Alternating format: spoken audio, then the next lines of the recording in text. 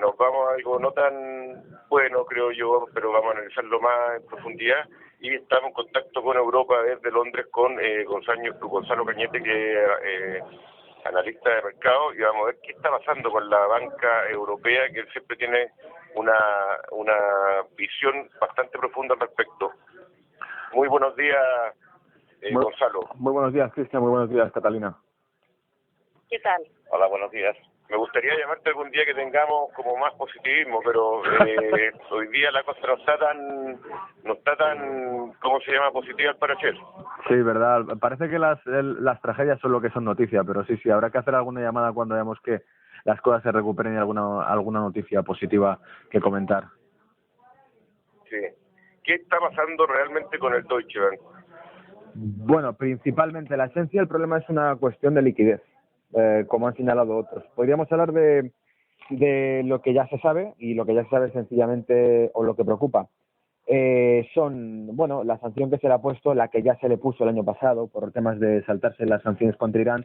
Se le impuso otra multa por parte del Tesoro, el Departamento de Justicia americano, de 257 millones. Ahora se le suman 16.000 millones de multa, que obviamente no quiere decir que tengan que pagarlo. Lo que pasa es que suena muy trágico al oírlo, pero yo quiero recordar aquí, Bank of America fue sancionado por 57.000 millones y finalmente pagó 16.000. Luego, si Deutsche Bank es sancionado por 16.000 millones, como ya ha dicho Deutsche Bank hace pocos días, va a proponer qué cantidad puede pagar, porque dice que obviamente esa cantidad es inviable. Y esto es lo que preocupa y esto es lo que hace que se hable de nuevo del Deutsche Bank, pero hay que indicar que el Deutsche Bank es un problema en el que llueve sobre mojado.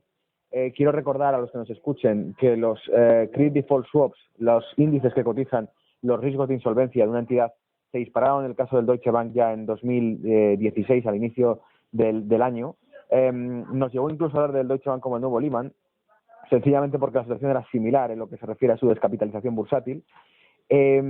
Algo también creo que interesante que hay que comentar, bueno, aparte del anuncio de pérdidas que hizo en 2015, por recapitular un poco la historia del banco, en 2015 anunció unas pérdidas de 6.500 millones, lo cual provocó una caída muy dura en el mercado. En aquel momento se habló de Deutsche Bank cuando provocó esa caída, pero en definitiva lo que vemos es que tiene problemas de liquidez fuertes por su descapitalización tan rápida.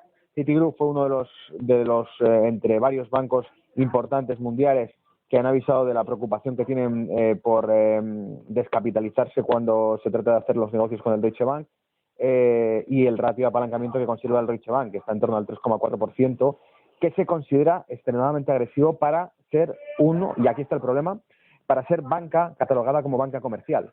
Porque hemos visto problemas como este en el pasado en cuanto a banca de inversión, pero lo preocupante es que se trate de una situación similar y se está hablando de una situación de tanto riesgo para un banco que tiene o está dentro de lo que se conoce como la banca comercial. ¿Por qué? Porque el calado que tiene a nivel social un banco comercial no lo tiene un banco de inversión. Un banco de inversión quiebra y afecta a fondos, afecta a gestoras de capitales, afecta a otras entidades bancarias que mantienen activos con ese mismo banco, pero cuando un banco comercial quiebra, afecta de manera directa, porque del otro modo es implícita, pero en este caso es directa, al núcleo social. Y por supuesto estamos hablando del mayor banco de Europa. Luego la reacción en cadena que puede desatar para Europa es bastante grande, por eso hay que lo llama pues el Lehman Brothers de Europa.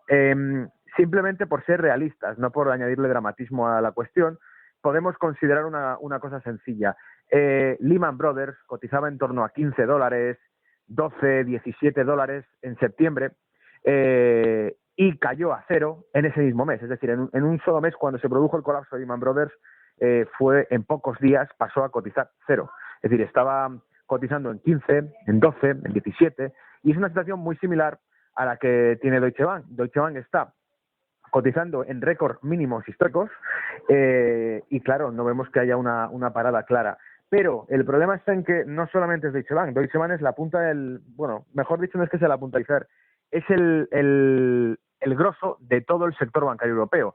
Pero si miramos entidades sólidas, antiguas y muy consolidadas en Europa, nos encontramos con Credit Suisse con un problema similar, nos encontramos con Commerzbank, que también anuncia un recorte de 10.000 puestos de trabajo. Es decir, vemos que efectivamente la banca, como dijo el propio jefe de economistas de Deutsche Bank, Europa está muy enferma. Y otros bancos, digamos, nosotros aquí tenemos bancos como el Santander, que es español, ¿no?, que sería el banco quizás más grande de Europa en este momento. ¿Cómo lo ves tú, el Banco Santander, BVA, que también está aquí en Chile? Yo le veo un mensaje positivo a la banca mediterránea en general y a la española. De hecho, de las dos que estoy hablando en concreto sería la española y la italiana, y BBV, Santander, Intesa San Paolo y Unicrédito también, tienen una ventaja frente al resto. La ventaja que tienen es que han sido extremadamente castigados.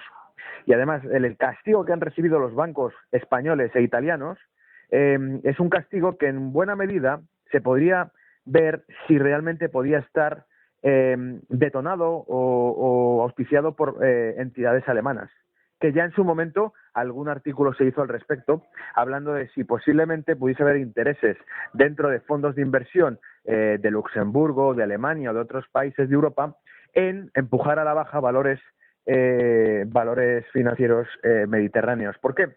Porque la caída que produjo, seguía trabajando en bolsa y trabajaba como jefe de mesa de operaciones cuando en el año 2011 caían a plomo los mercados, pero caídas a lo mejor un 10 o un 12% de un solo día en algunos valores del sector financiero. Yo tuve clientes que en aquel momento me preguntaron directamente con patrimonios fuertes cómo podían transferir esos fondos a entidades alemanas, que por aquel entonces yo trabajaba para una entidad alemana. ¿Cómo podían transferir esos fondos a entidades alemanas físicamente allí? Luego, el pánico financiero provocado a la Europa mediterránea se ha traducido en canalización de liquidez hacia centro de Europa y en concreto hacia Alemania, que es, como prueba más matemática, es imposible decirlo más claro, daba tasas de interés negativas, mientras que el resto de Europa, la Europa periférica, se desplomaba en bolsa. Entonces, como esto es un ejemplo muy claro, lo que también creo que explica la situación actual es que toda esa canalización de liquidez que ha ido circulando hacia Alemania y hacia otros países del centro de Europa se ha traducido por, como de costumbre ocurre, los excesos de liquidez acaban derivando con el paso del tiempo en burbujas financieras. La exposición financiera que tiene el Deutsche Bank y el grado de apalancamiento que tiene solo se explica si un departamento de riesgos como ese ve tantísima liquidez disponible que asume que el riesgo que tienen al tomar posiciones crediticias en otro tipo de mercados es mínimo porque sigue fluyendo liquidez hacia ellos. Quizá a lo mejor la postura del Banco Central Europeo a mediados de 2013 cambió el guión de la película. Quizá entonces un Banco Central Europeo más interventivo que decidió directamente la toma de la compra de activos en las emisiones de deuda de España y de Italia. Por hablar claro, para que nos entiendan los oyentes, el Banco Central Europeo llegó a un momento, decidió cortar la sangría de deuda que sangraba a España, a Italia, a Portugal, a Grecia, Irlanda. ¿Cómo? Interviniendo en la emisión de deuda que hacían estos países. En esa emisión de deuda intervenían manos muy fuertes, privadas, que estaban llevando las primas de riesgo de esos países a niveles récord.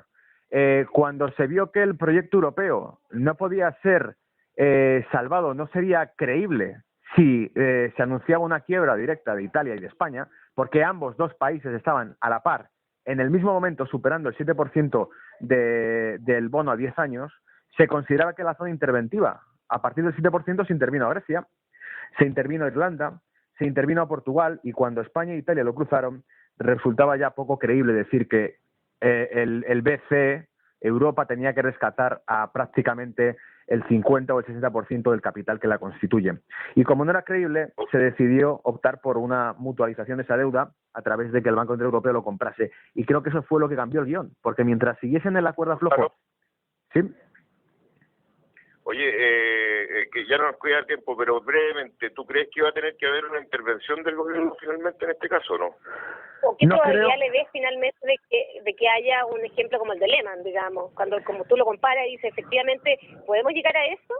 Hay un cara y cruz aquí, porque mucha gente se ha cuestionado dentro del sector financiero que quizá todo esto se podría haber evitado si se hubiese intervenido Lehman Brothers en su momento. Si se hubiese rescatado, se habría evitado un derrame financiero aún mayor. Pero el problema está en que Europa, institucionalmente, a nivel regulatorio, se prepara desde hace mucho, como ya comenté en junio de 2015, para no hacer más bailouts a los bancos.